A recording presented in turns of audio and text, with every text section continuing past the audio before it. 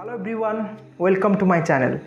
मैं सोच रहा हूँ कि आप सभी लोगों ने वो वीडियो जाके देख चुके होंगे जो इंट्रो में मैंने डाला था फ्रेडरिक सोरियो के बारे में। उसमें मैंने ये बताया हूँ कि how he visualise the nation, वो सब कुछ बता चुका हूँ। ठीक है, तो यहाँ पे हम लोग ये चैप्टर को स्टार्ट करने से पहले थोड़ा मैं किसी भी बहुत सारे स्टूडेंट का ये डाउट रहता है कि like why we are studying French revolution, nationalism in Europe, Russian revolution, ये सब के बारे में पढ़ते क्यों हैं। तो इसको मैंने क्लियर करने के लिए एक छोटा सा एग्जांपल देता हूँ।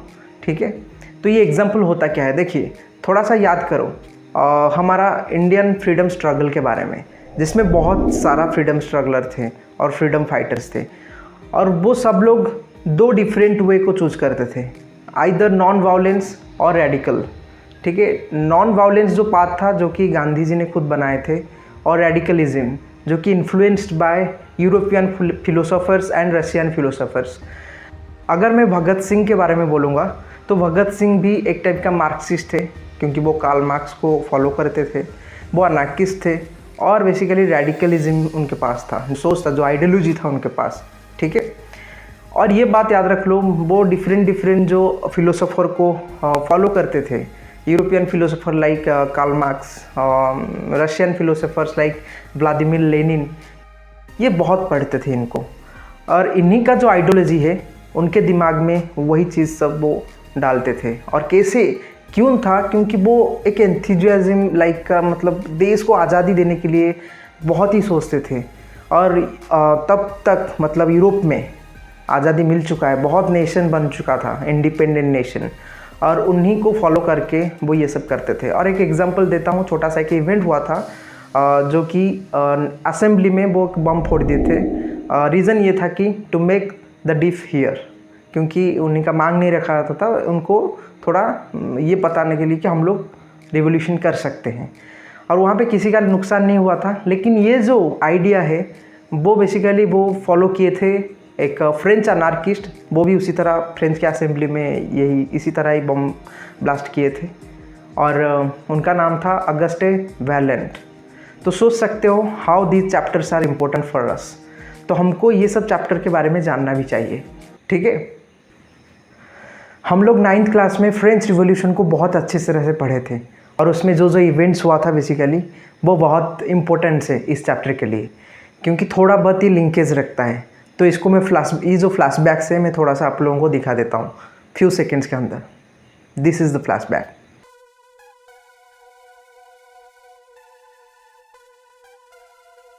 फ्रांस में सोसाइटी को 3 पार्ट में डिवाइड किया जाता है, first state, second state and third state. जबकि फर्स्ट स्टेट में क्लर्जी, सेकेंड स्टेट में नोबल्स एंड थर्ड स्टेट में पीजेंट्स, लेबरर्स, बिजनेसमैन, ये सब थे।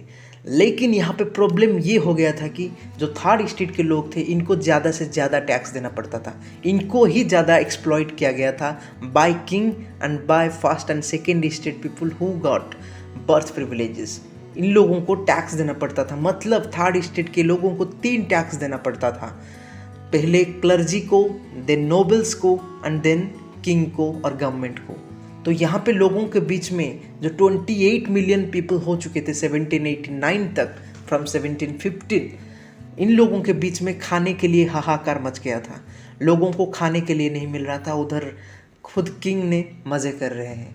यहाँ पे इकोनॉमिकल क्राइसिस आ चुका था, बहुत लोग भूखे मर रहे थे, फमाइन आ चुका था देश में। इसी हालत में पीजेंट्स के जो लोग बहुत गुस्से में आके खुद नेशनल असेंबली बना लेते हैं और लुई 16 का एग्जीक्यूट कर देते हैं, और बहुत लोग जैकोबियन क्लब को भी ज्वाइन करते हैं। जबकि जैकोबियन क्लब के जो हेड थे मैक्सिमिलियन रोबेस्पियर, वो अभी डिक्टेटर बन जाते हैं। वो डिक्टेटर नहीं थे, लेकिन उसी टाइप का काम किए थे, क्योंकि उन्हीं के टाइम पर रेन ऑफ टेरर आया था, वो लाखों लोगों को मारे थे। जब सोचे थे लोग कि लुई 16 ख़त्म हो जाएंगे, लेकिन मैक्सिमिलियन रोबेस्पियर आके खुद बिल्कुल उसी तरह ही शासन चला रहे थे।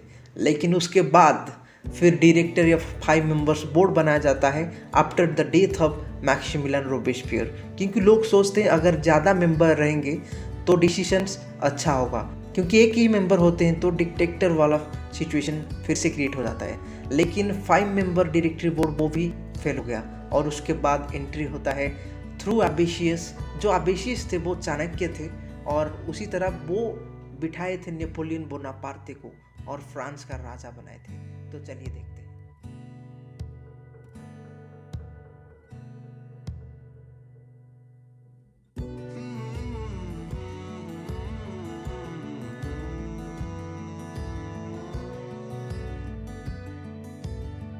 तो ये फ्लैशबैक से आई थिंक आप लोगों को थोड़ा बहुत आइडिया आ चुका होगा कि फ्रेंच रिवॉल्यूशन में हुआ क्या था।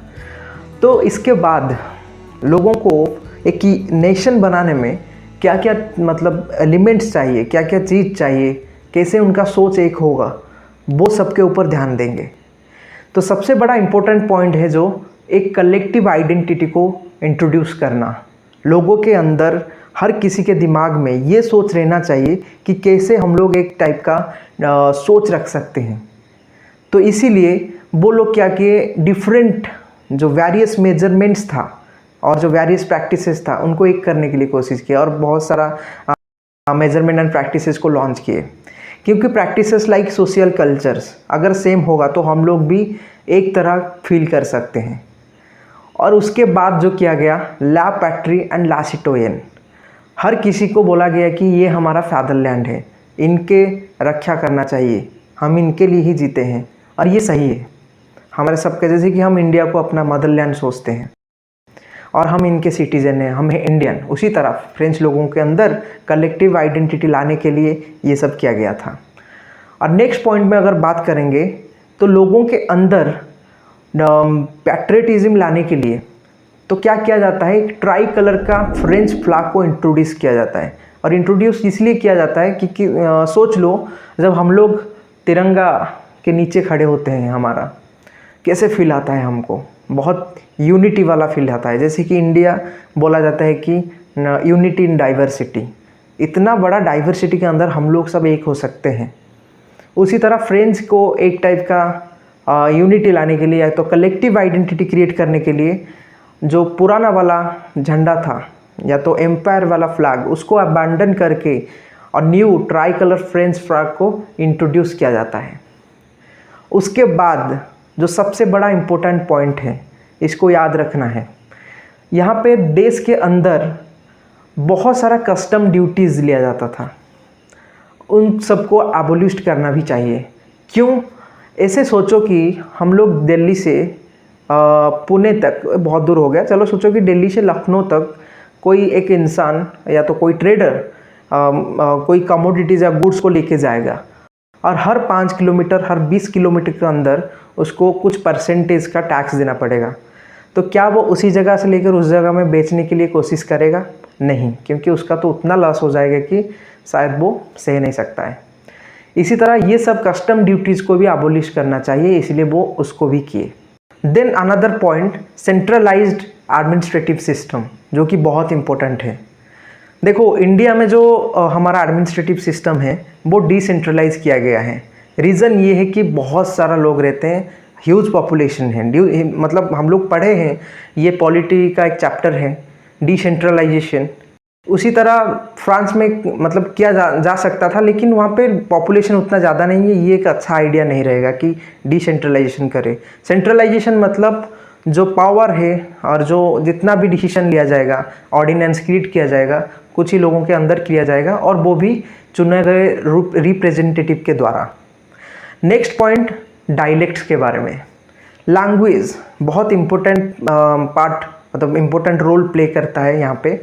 आगे हम डिटेल में पढ़ेंगे लैंग्वेज के बारे में, लेकिन ये लोग भी बहुत सारा छोटा मोटा डायलेक्ट्स को एबोलिश करने के लिए बोले, ठीक है। जैसे कि इंडिया में बहुत सारा डायलेक्ट्स होता है, क्यों एबोलिश करने के लिए बोले? क्योंकि एक कलेक्टिव आइडेंटिटी फील करने के लिए एक ही लैंग्वेज काफ़ी होता है। अगर एक लैंग्वेज में सब कोई बात करेंगे तो हमारे अंदर एक भाईचारा आ सकता है और हमारे अंदर एक कलेक्टिव आइडेंटिटी, यूनिटी फील हो सकता है। जैसे कि एक एग्जांपल देता हूँ, हम लोग गए हैं अमेरिका घूमने और वहाँ पे मिल गए कोई पंजाबी भैया या तो हिंदी स्पीकिंग वाला कोई पीपल।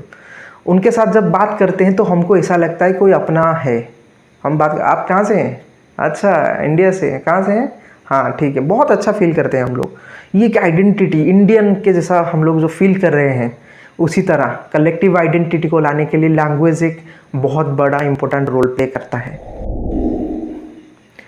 इसी तरह धीरे धीरे जब हर जगह कलेक्टिव आइडेंटिटी हो गया, धीरे धीरे होने लगा, तो ये रिवॉल्यूशन आउटब्रेक किया बाहर 1790 को। और 1790 को जब आउटब्रेक किया, 1790 को जब ये आउटब्रेक करता है Switzerland, Holland, Belgium, different part में, वहाँ पे भी वो ट्राई करते हैं ये कलेक्टिव आइडेंटिटी को क्रिएट करने में।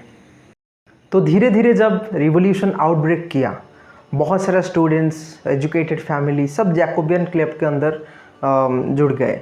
और बाद में आपको पता है रोबेस्पियर आए, मैक्सिमिलियन रोबेस्पियर, फिर कैसे रेन ऑफ टेरर हुआ, उनका भी एग्जीक्यूशन किया गया। और इसके बाद धीरे धीरे जो आर्मी जनरल थे नेपोलियन बोनापार्टे, वो बोर्ड ऑफ डायरेक्टर मेंबर जो 5 मेंबर का था उसमें ज्वाइन करते हैं। उसके बाद 1804 को 2 कवर कर लेते हैं पूरा का पूरा फ्रांस का पावर। नेपोलियन बोनापार्टे नाम बहुत बड़ा है। अगर तुम्हारा ऐसा सोच है कि you are now not eligible, like तुम्हारा उतना बड़ा हाइट नहीं है, तुम इतना स्टबर्न नहीं दिखते हो, फिजिकली इतना पावरफुल नहीं दिखते हो, फिर क्या दुनिया को जीत सकते हो? तो हाँ, यहाँ पर ये थे जीता जागता एग्जाम्पल। तो ये जो मिसाल देख रहे हो तुम, बहुत ही बड़ा, मतलब दुनिया को जीत सकते, ये तो दुनिया के बारे में नहीं बोलूँगा, पूरा का पूरा यूरोप को जीत के रखे थे, तंग कर दिए थे सबको। ऑस्ट्रिया, स्पेन, इटली, रशिया सबको हरा दिए थे, उनके अंडर में ले आए थे। ठीक है, उनका जन्म होता है 1769 15 अगस्त को कोर्सिका में। उसके बाद और उनके जो पिताजी थे कार्लो बोनापार्टे, वो 1777 को अटर्नी के हिसाब से काम करते हैं लुई 16 के लिए। और ये से पता चलता है कि उनका तो बहुत अच्छा मतलब संबंध था राजकीय परिवार या तो मोनार्कियल सिस्टम के साथ। और धीरे धीरे और बचपन में अगर देखा जाएगा तो नेपोलियन बोनापार्टे बहुत साई नेचर के लड़के थे, किसी के साथ इतना घुल मिल नहीं सकते थे, पब्लिक स्पीकिंग ज़ीरो था। लेकिन धीरे धीरे वो इम्प्रूवमेंट किए थे।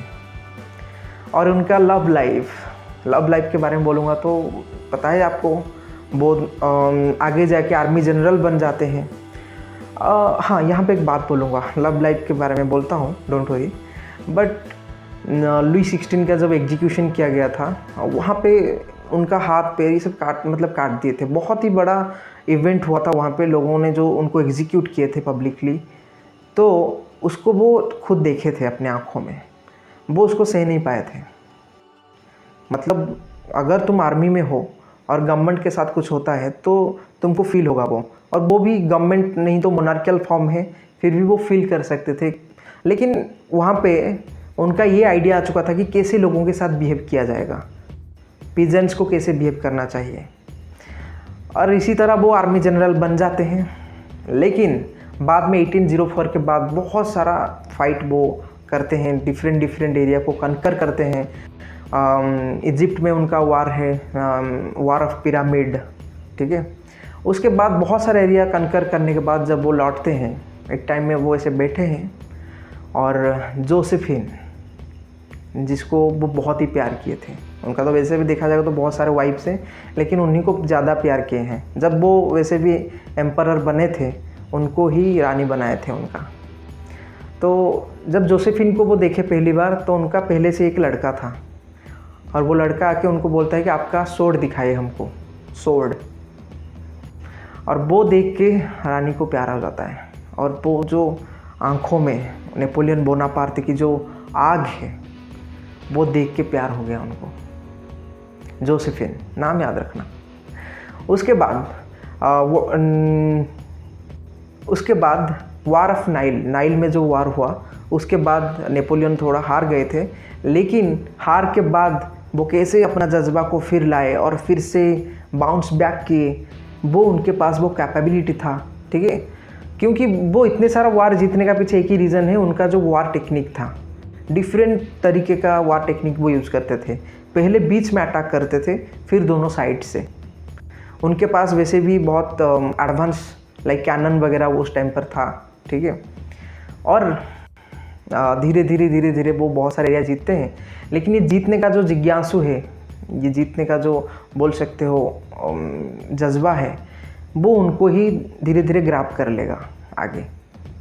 और उसके बाद आगे जाके जो बैटल ऑफ लीपेज, वहाँ पर उनका हार हो जाता है। हार होने के बाद वो उनको एग्जाइल कर दिया जाता है देश से। उनको भेजा जाता है मेडिटेरियन सी में, एक आइलैंड है एल्बा आइलैंड में।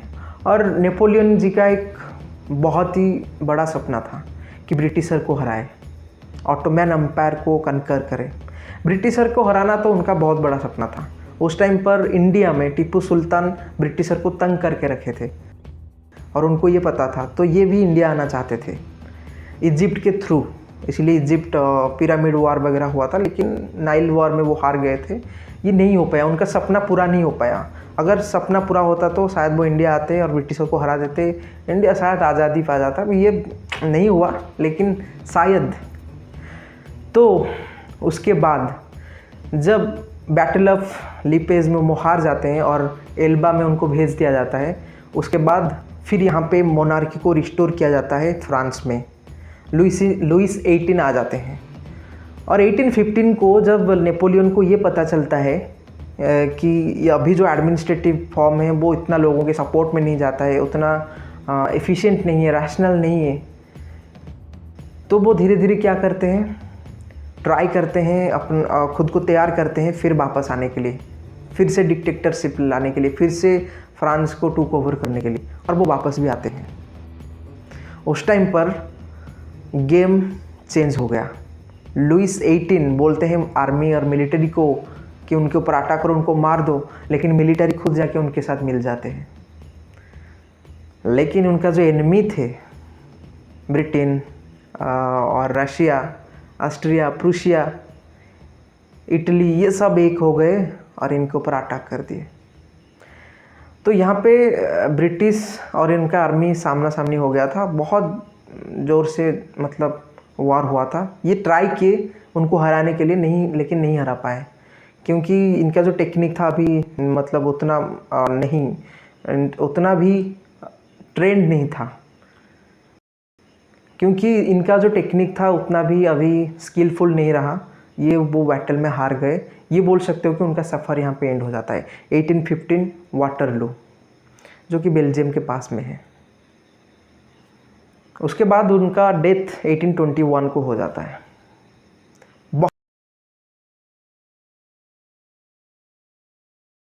तो एक शानदार सफ़र रहा था उनका। तो ये मान लो कि यहाँ से सोचो जनाब, पूरा दुनिया जीत सकते हो। स्किल्स एंड ब्रेन पावर, ये दोनों के यूज़ करके हम कुछ भी कर सकते हैं। ये नेपोलियन से सीख मिलता है हमको। लेकिन इसके बारे में हम पढ़े क्यों इतना? क्योंकि अब हम पढ़ेंगे नेपोलियनिक सिविल कोड, जो कि वो इंट्रोड्यूस किए थे 1804 में, जबकि वो पूरी तरह फ्रांस को टूक ओवर किए थे। ये नेपोलियनिक सिविल कोड इतना फेमस हो गया था, हर जगह उनको बुलाया जाता था, हर लोग चाहते थे कि यहाँ पे आए। इसीलिए उनके जो आर्मी वहाँ पे जाते थे उनको वेलकम किया जाता था हार्बिंगर्स ऑफ लिबर्टी बोल के। तो नेपोलियनिक सिविल कोड में क्या क्या था? पहला पॉइंट ये तो 1804 में इंट्रोड्यूस होता है। और दूसरा पॉइंट जो कि ये चाहते थे, याद है मैंने बोला था, वो उनको एक सीख मिला था कि उनका भला करो। पीजेंट्स लोगों को वो बहुत प्रायोरिटी दिए हैं यहाँ पर। बिजनेसमैन के लिए बहुत ही फ़ायदेमंद रहा है ये, क्योंकि ये पीजेंट्स लोगों के लिए डिफरेंट लॉ लाए। Like first one is equality before law, हर किसी के लिए ले आए। जो first state, second state, third state था, first state and second state के लिए जो भी बर्थ प्रिविलेजेस था उनको बैन कर दिया गया, एबोलिश कर दिया गया। और यहाँ पे जो पीजेंट्स थे इनके लिए जो मैनरियल ड्यूज़ देना पड़ता था, उनको टैक्स देना पड़ता था, ये सबको भी बंद करवा दिया गया। पीजेंट्स लोगों को या तो बहुत फ़ायदा हुआ यहाँ पर। और बिजनेसमैन के लिए देखेंगे तो वो लाइक ले आए थे बहुत सारा वेरियस मेजरमेंट्स, जो कि बोल सकते हो जो मेजरमेंट हर जगह इक्वल होगा। इक्वल मेजरमेंट लाइक स्टैंडर्डाइज कर दिए थे मेजरमेंट को। और दूसरा ट्रांसपोर्टेशन कम्युनिकेशन को इम्प्रूव कर दिए थे। और डिफरेंट जो कस्टम बैरियर्स है उनको भी वो एबोलिश किए थे। सोचो बिजनेसमैन के लिए कितना सारा फ़ायदा था उन लोगों के लिए। वो राइट टू प्रॉपर्टी ले आए थे। प्रॉपर्टी तुम रख सकते हो, तुम्हारा राइट्स है, जैसे कि पहले नहीं होता था, और कुछ लोगों में अभी तक, कुछ देशों में भी अभी तक भी नहीं है। तो ये एक बहुत अच्छा पॉइंट है। नेपोलियनिक सिविल कोड मतलब हर लोगों के द्वारा ये फ़ायदेमंद रहा। और यहाँ पे अगर किसी के लिए डिसएडवांटेज रहा है तो only for first state and second state. Then बहुत अच्छा इंसान थे ये, अच्छा तो नहीं बोल सकता हूँ, डिक्टेटर, हर कोई भी डिक्टेटर सेम ही होते हैं, लोगों को मारना और लोगों को ज़्यादा से ज़्यादा टैक्स मतलब देने के लिए कन्विंस करना, लोगों को जब फोर्स कंस्क्रिप्शन करना, लेकिन ये हिटलर की तरह नहीं थे। ओके, तो इनका जो डिसएडवांटेज था मतलब, तो पहला पॉइंट में आता है सेंसरशिप। सेंसरशिप को बहुत टाइट कर दिए थे, ये हर कोई करता है सेंसरशिप। लाइक अगर तुम गवर्नमेंट के अगेंस्ट में कुछ लिख रहे हो, डिक्टेटर के अगेंस्ट में, तो तुमको सज़ा हो सकता है। सेंसरशिप को टाइट कर दिए। प्रेस जो फ्रीडम है उनको भी टाइट कर दिए। Forced conscription in French armies, ज़बरदस्ती बुलाया जाता है तुम लोग फ्रेंच आर्मी में ज्वाइन करो। बहुत सारा वार जो लड़ाया जाता है। और टैक्स इंक्रीज़ कर दिया गया। इतना सारा एक्सपेंसेस हो रहा है वार में, कैसे भरेंगे टैक्स हर किसी, इसीलिए ये भी देखो दो फायदा हुआ। पीजेंट्स लोगों का सपोर्ट मिल गया इनको, और दूसरे में जो first state and second state के लोग थे, ये लोग टैक्स नहीं देते थे, अब टैक्स देने लगेंगे, यहाँ से भी टैक्स कलेक्ट हो जाएगा। समझ में आ रहा है? बहुत ही अच्छा था। तो यहाँ पे और एक क्वेश्चन है जो स्टार मार्क में है, like harbingers of liberty. Different countries like Holland, Switzerland, यहाँ पे उनको बुलाया जाता था। Cities like Brussels, Mainz, Milan, Italy, यहाँ पे उन लोगों को बुलाया गया लाइक हार्बिंगर्स ऑफ लिबर्टी। हर जगह में उनको बुलाया गया। लेकिन बाद में इनको ये पता चलता है कि हम लोगों तो इनको बुला लिए, लेकिन ये तो एक डिक्टेटर है आखिर में। ये इनके लिए जो होमलैंड है वो है फ्रांस, और बाकी जो एरियाज़ है वो कनकर किए हैं। जो भी अभी वो किसको ज़्यादा प्रायोरिटी देंगे? फ्रांस को ही देंगे। हमारा तो लिबर्टी गया। तो बाद में पता चलता है इसके।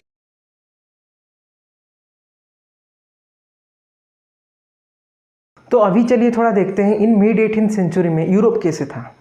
लाइक हम लोग एक छोटा सा एरिया को उठाते हैं, मतलब कैसे डिफरेंट लोग रहते थे, कि क्यों कलेक्टिव आइडेंटिटी नहीं था, इसके ऊपर थोड़ा बातचीत करते हैं। लाइक अभी थोड़ा बात करते हैं ऑस्ट्रिया हंगरी के बारे में। ठीक है, आइए देखते हैं।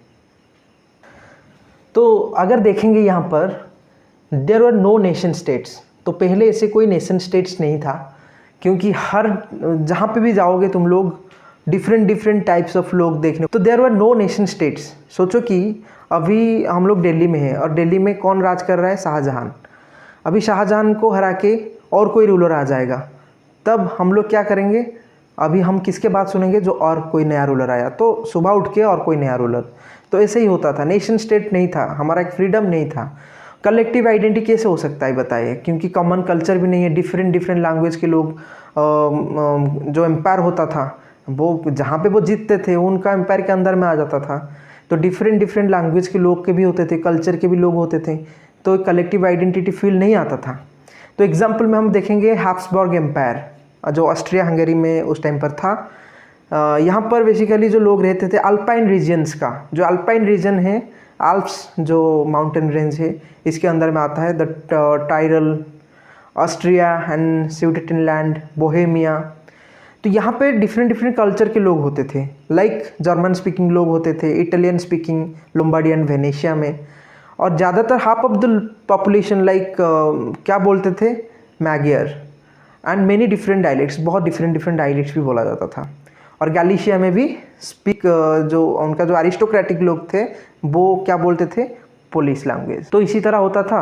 और इसमें आप में तुम देख सकते हो कैसे डिफरेंट कल्चरल, डिफरेंट लाइक लोग रहते थे, लाइक बोहेमियंस एंड स्लोवाक्स। यहाँ पे नॉर्थ में रहते थे, स्लोवाकिया दिखते हो यहाँ पे, देख सकते हो ना इधर।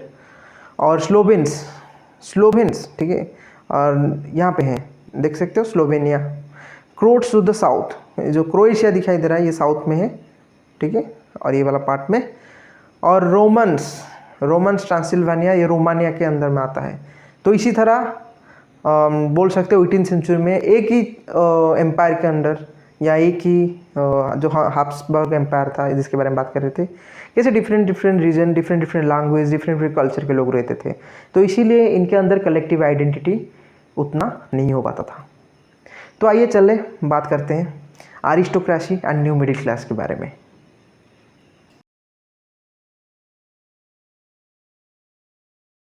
उस टाइम पर यूरोप में अरिस्टोक्रेसी जो लोग थे वो लोगों का बहुत ही सोच, मतलब थोड़ा सा बताता हूँ कि अरिस्टोक्रेसी उस टाइम पर माइनॉरिटी थे। माइनॉरिटी क्यों?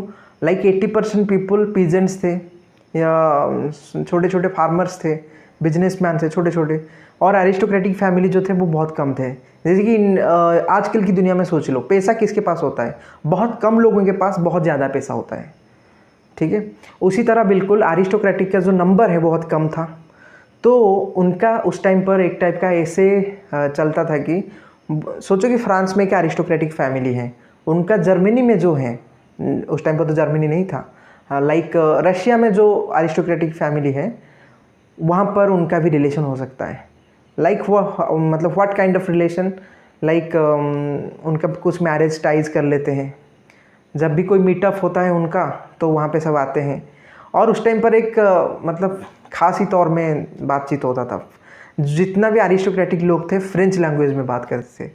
सोचो कितना अरिस्टोक्रेटिक लैंग्वेज है, फ्रेंच सीख लो। और आजकल की बात में एग्जांपल देता हूँ, बहुत जितना भी बड़े बड़े बिजनेसमैन होते हैं जब वो मीटअप करते हैं कैसे बात करते हैं? इंग्लिश में बात करते हैं। तो उसी तरह इंग्लिश एक हमारा यहाँ पे अरिस्टोक्रेटिक लैंग्वेज है। हम लोग कहीं पे जाएंगे तो इंग्लिश में बात करेंगे, like we feel like aristocratic, now we are educated, everybody will give us respect, like that. French बोलोगे तो तुमको रिस्पेक्ट मिलेगा। अरिस्टोक्रेटिक लोग फ्रेंच ही बोलते थे। उनका ना बहुत सारा, मतलब देखो अरिस्टोक्रेटिक लोग बने कैसे, बेसिकली वो उनका जो प्रिविलेजेस था, बर्थ प्रिविलेजेस से उनको टैक्स मिलता था, बहुत सारा लैंड्स था, या तो मोनार्की के साथ वो जुड़े हुए होंगे, इसी तरह उनका ग्रोथ हुआ होगा। तो उनका बहुत सारा फार्म्स था, ठीक है। अब देखो जो अर्बन एरियाज़ में है उनका टाउन हाउसेस था, और रूरल एरिया में चले, कंट्री साइड में चले जाइए उनका बहुत बड़े बड़े फार्म्स होता था।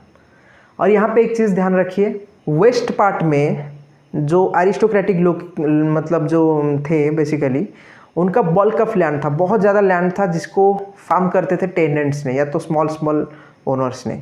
और ईस्टर्न एंड सेंट्रल यूरोप जो देख रहे हो इधर, यहाँ पर बेसिकली जो फार्म करते थे सर्फ के द्वारा कल्टीवेटेड किया था। जो सर्फडम है उनके अंडर में ये कल्टीवेट करते थे, उनको कुछ पार्ट्स देते थे और बाकी उनको मिल जाता था, ठीक जो था। इसी तरह अरिस्टोक्रेसी फैमिली जो थे वो इसी तरह मतलब उस टाइम पर रहते थे, बहुत ही पैसा था उनके पास।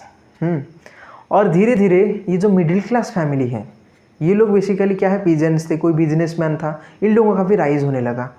ब्रिटिश में जो इंडस्ट्रियलाइजेशन है वो स्टार्ट हो गया था हाफ ऑफ 18th सेंचुरी में, जबकि यूरोप में स्टार्ट हुआ था 19th सेंचुरी में, या तो फ्रांस में 19th सेंचुरी में स्टार्ट हुआ था। और जो मिडिल क्लास फैमिली के लोग थे वो लिबरल्स थे। लिबरल थे मतलब बताता हूँ आगे, लाइक 3 लोग होते हैं, radical, conservative, liberal. Liberal minded वो थे, एजुकेटेड थे, उनको वो ग्रोन अप करना चाहते थे। जो नीचे होते हैं ना, जो ज़मीन से उठे हैं वो थोड़ा एजुकेटेड होते हैं, उनको जो पढ़ाई का महत्व होता है। और नेपोलियन के बारे में बता रहा था, वो भी उनके बारे में बताना भूल गया, वो बहुत पढ़ाकू थे क्योंकि साई नेचर के थे, इसलिए बहुत बुक पढ़ते थे। हिटलर भी बहुत बुक, जितने भी डिक्टेटर बने हैं सब बुक ओरिएंटेड हैं, सब लोग बुक पढ़ने को मतलब पसंद करते हैं। तो तुम भी बुक पढ़ो, बहुत आगे जाओगे आगे, ठीक है।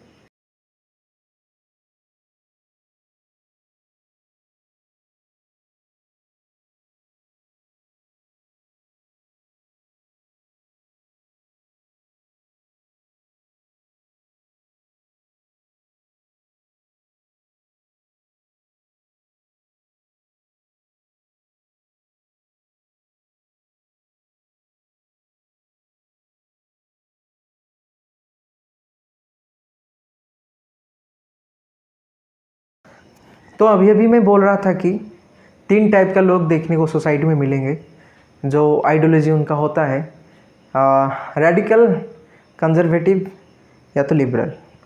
रेडिकल लाइक टाइप के लोग कट्टरपंथी, और लिबरल उदारवादी, ठीक है। और जो कंजर्वेटिव हैं वो लोग, उनका कुछ फ़र्क नहीं पड़ता है, वो लोग अपनी ज़िंदगी जीना चाहते हैं, बाहर में कुछ भी हो जाए, रिवोल्यूशन वगैरह चेंजेस कुछ नहीं चाहिए।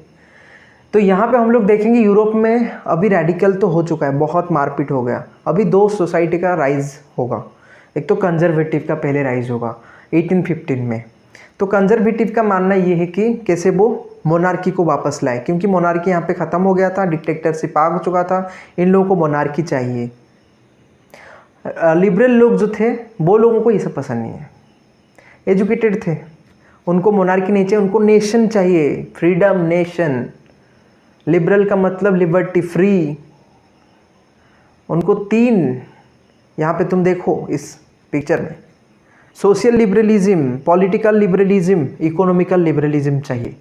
सोशल लिबरलिज्म मतलब end of monarchy, freedom of individual and press. Monarchy इनको नहीं चाहिए, इनको गवर्नमेंट चाहिए। और पॉलिटिकल लिबरलिज्म, पार्लियामेंट्री गवर्नमेंट चाहिए, और प्राइवेट प्रॉपर्टी भी चाहिए, यूनिवर्सल सफराज चाहिए। ये जो है बहुत इंपॉर्टेंट पॉइंट है। इसमें यूनिवर्सल सफराज मतलब है हर कोई वोट दे सकता है, वोटिंग एक्चुअल में सबको मिलना चाहिए। जैसे कि पहले था men propertied with men, means property होगा, मेन होगे तब वोट दे सकते हैं, लेकिन ये लोग सब डिमांड करते हैं कि हर किसी का वोट देने का अधिकार होना चाहिए। इकोनॉमिकल लिबरलिज्म को देखेंगे तो फ्रीडम ऑफ मार्केट, मार्केट का फ्रीडम होना चाहिए, यूनिफॉर्म ड्यूटीज़ होना चाहिए हर जगह, वेट भी यूनिफॉर्म होना चाहिए, मेजरमेंट में भी यूनिफॉर्म लाना चाहिए। तो ये सब वो चाहते थे लिबरलिज्म में। तो सोच सकते हो एक अच्छे टाइप के लोग थे ये, और हमारे लिए चाहते थे, ठीक है। और यहाँ पे अगर देखेंगे टैरिफ बैरियर्स के बारे में थोड़ा जान लेते हैं, कैसे इतना ये जो यूनिफॉर्म ड्यूटीज़ अबोलिश करते हैं ये क्या है। तो पहले देखते हैं टैरिफ बैरियर्स के बारे में।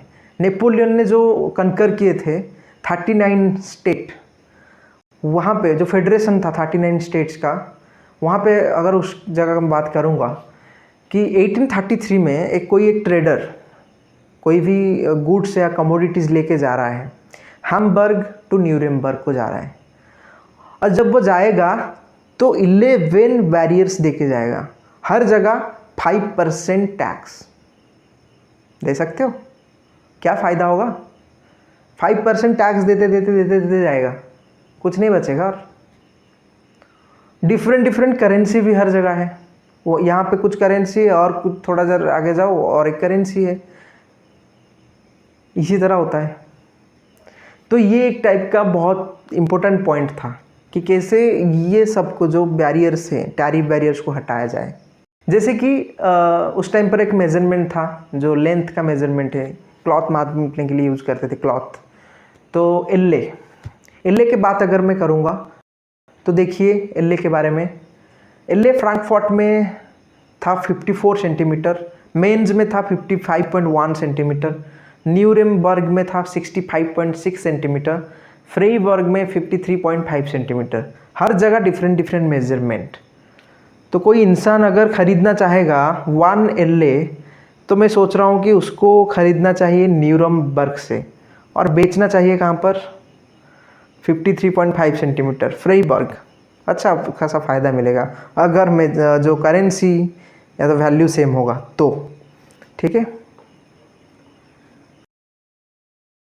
तो तुम्हारा ये क्वेश्चन हो सकता है दिमाग में, सर ये हैम्बर्ग टू न्यूरेमबर्ग जो डिस्टेंस था 11 बैरियर से, हर जगह 5% टैक्स देते जाएगा, कितना डिस्टेंस का हो सकता है? ये सिर्फ 90 किलोमीटर का था, approximately 90, I don't remember, but 90 उसके अंदर इतना कम मतलब डिस्टेंस के अंदर इतने सारा बैरियर्स सही नहीं था। तो उसके बाद फॉर्म होता है कस्टम यूनियन, द जोलोवेरिन। द जोलोवेरिन जो होता है ये इनिशिएटिव होता है प्रूशिया का, उसके साथ जर्मन स्टेट्स जो थे डिफरेंट वो आके ज्वाइन करते हैं, जो जर्मन स्पीकिंग लोग थे ना वही, क्योंकि उनके मतलब वहाँ तो बहुत सारा टैरिफ बैरियर था, बहुत सारा करेंसी था। तो ये कस्टम यूनियन के साथ मिलके ये लोग क्या कर दिए, अभी वहाँ पे पता है 30 से ज़्यादा करेंसी था, जो कि वो 2 तक ले आए करेंसी को। 30 से ज़्यादा करेंसी, वो जर्मन कन्फेडरेशन में छोटा सा एरिया स्टेट की तरह है, उसमें 30 से ज़्यादा करेंसी है। कितना डिवेस्टेटिंग था इकोनॉमी उस टाइम पर। तो जोलोवेरिन एक बहुत अच्छा काम किया। उसके बाद जोलोवेरिन ने ज़्यादा से ज़्यादा बिजनेस को मतलब ध्यान में रखे हुए रेलवे नेटवर्क को मतलब बढ़ावा दिया और कम्युनिकेशन को बढ़ाया। बहुत अच्छा काम किया था जोलोवेरिन ने।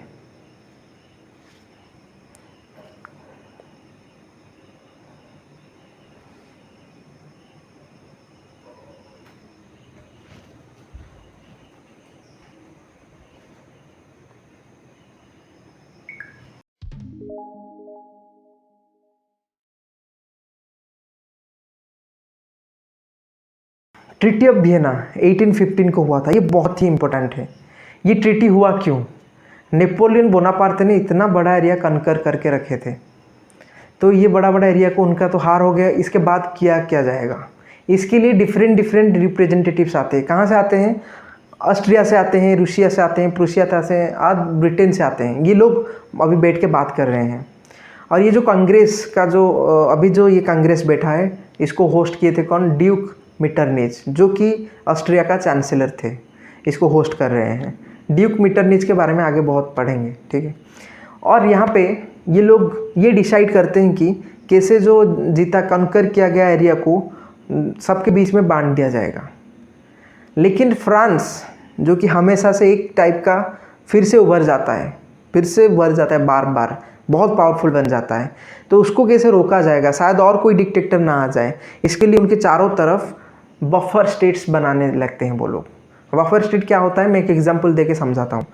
लाइक इंडिया के पास नेपाल है, अगर चाइना नेपाल के थ्रू अटैक करेगा तो इंडिया को पहले से पता चल जाए कि चाइना इंडिया में भी अटैक करने वाला है और नेपाल पे अभी अटैक किया है, क्योंकि नेपाल में जो आर्मी है वो भी थोड़ा उनको रोकना चाहेंगे, तो इंडिया को थोड़ा टाइम मिल जाएगा प्रिपरेशन करने में।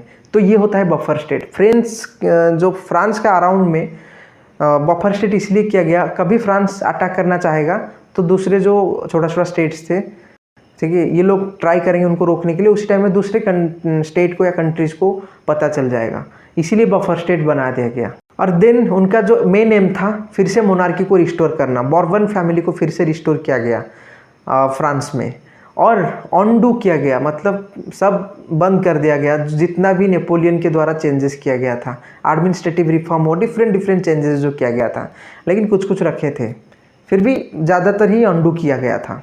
याद रखना, ये पॉइंट को याद रखना। तो यहाँ पे इस मैप में तुम लोग देख सकते हो कैसे कैसे चेंजेस किया गया था ट्रीटी ऑफ वियना में।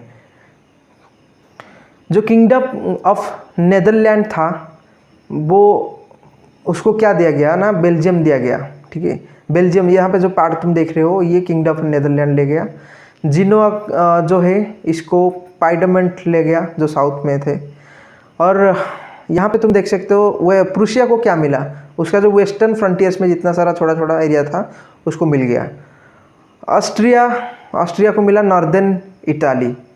और जो ये वाला इंपॉर्टेंट पॉइंट है, जो जर्मन कन्फेडरेशन जो 39 स्टेट्स था, अभी पढ़ रहे थे डिफरेंट, बहुत सारा टैरिफ बैरियर था, उनको अनटच्ड रखा गया। ये बाद में जर्मनी होता है, उनको मतलब किसी को नहीं दिया गया या तो किसी के साथ डिवाइड नहीं किया गया, ठीक है। रशिया को क्या मिला? रशिया को मिला कुछ पार्ट पोलैंड का, और उसी तरह प्रूसिया को मिला सैक्सोनी। तो इसी तरह हर किसी को थोड़ा थोड़ा पार्ट दिया गया। तो याद रखो, फिर से बोल देता हूँ, बेल्जियम मिला किंगडम ऑफ नेदरलैंड, पाइडमेंट जो है उसको मिला जिनोवा, और देन प्रूसिया को क्या मिला? यहाँ पे सैक्सोनी भी मिला, और फ्रंटियर्स वेस्टर्न फ्रंटियर्स उनको मिला। ऑस्ट्रिया को मिला नॉर्दर्न इटाली, और जर्मन कन्फेडरेशन जो 39 स्टेट है ये अनटच्ड रहा, और रशिया को मिला पार्ट ऑफ पोलैंड। ये बहुत इम्पोर्टेंट है, इसको याद रखना है। और इनका जो मेन इंटेंशन ये था कि रिस्टोर करना मोनार्की को, फिर से जो नेपोलियन ने ओवरथ्रोन कर दिए थे, सबको हरा दिए थे, उसको फिर से कंजर्वेटिव के द्वारा फिर से लाया जाएगा मोनार्की को।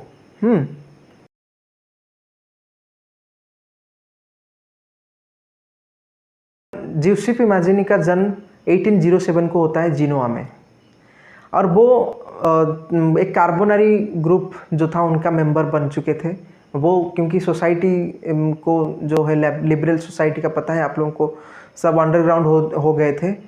लेकिन अब सबसे बड़ा बात है 24 एज में वो उनको देश से एग्जाइल कर दिया गया था, क्योंकि लिगुरिया में वो एक रिवॉल्यूशन छेड़ दिए थे। इटली में उस टाइम पर आज़ादी के लिए रिवॉल्यूशन चल रहा है और वो लोग वहाँ मतलब जिउसेप्पे मैज़िनी जो थे वहाँ पे वो रिवॉल्यूशन में पार्ट लिए हैं, तो इसके लिए उनको देश से एग्जाइल कर दिया गया था। लेकिन फिर भी वो 2 सोसाइटी का फॉर्म किए थे जो बहुत इम्पोर्टेंट है एग्ज़ाम पॉइंट ऑफ व्यू से। ये 2 ग्रुप वो बनाए थे, यहाँ पे बहुत सारे यंग माइंडेड जो यंग जनरेशन पीपल वहाँ पे ज्वाइन किए, फ्रांस का, जर्मन का, इटली का, बहुत ज्वाइन किए। मतलब उनको चाहिए था, वो लोग चाहते थे कि फ्रीडम नेशन क्रिएट करें, तो यहाँ पे ये लोग जिउसेप्पे मैज़िनी को बहुत फॉलो करते थे। जिउसेप्पे मैज़िनी जो कि बहुत बड़ा नाम है, लिबरल सोसाइटी को आगे लेने के लिए कोशिश किए वो, तो सोच सकते हो। और उनके बारे में अगर बोलूँगा, वो 1807 को जिनोआ में जन्म लेते हैं और वो कार्बोनरी मेंबर का ग्रुप का जो एक मेंबर थे। और एक बहुत बड़ा इंपॉर्टेंट पॉइंट है, 24 एज में उनको देश से एग्जाइल कर दिया जाता है, क्योंकि लिगुरिया में एक रिवॉल्यूशन होता है इटली यूनिफिकेशन, इटली बनाने के लिए। वहाँ पे उनको वो रिवॉल्यूशन में पार्ट लेते हैं तो उनको एग्जाइल कर दिया जाता है। और जो सबसे बड़ा इंपॉर्टेंट पॉइंट है, 2 सीक्रेट सोसाइटीज़ फॉर्म किए थे वो, 2 secret society, young Italy and young Europe. Young Italy जो किए थे वो मार्साइलेस में किए थे और यंग यूरोप इन बर्नी। इसको याद रखना है, ये 2 पॉइंट बहुत इंपॉर्टेंट है, young Italy in Marseilles, young Europe in Berne. और ड्यूक मीटरनिच के बारे में बोल चुका हूँ, ये इनको मानते थे the most dangerous enemy for social order. वो नहीं चाहते थे कि मोनार्की को हटाना चाहिए मीटरनिच, तो इनको एनिमी मानते थे। और यहाँ पे जिउसेप्पे मैज़िनी बहुत सारे यंग माइंडेड लोगों को अट्रैक्ट किए, बहुत लोग यहाँ पे ज्वाइन हुए, फ्रांस का, जर्मन का, इधर इटली का। ये धीरे धीरे चारों तरफ फैल गया, स्विट्ज़रलैंड, हॉलैंड, हर जगह फैल गया इनका आइडियाज़।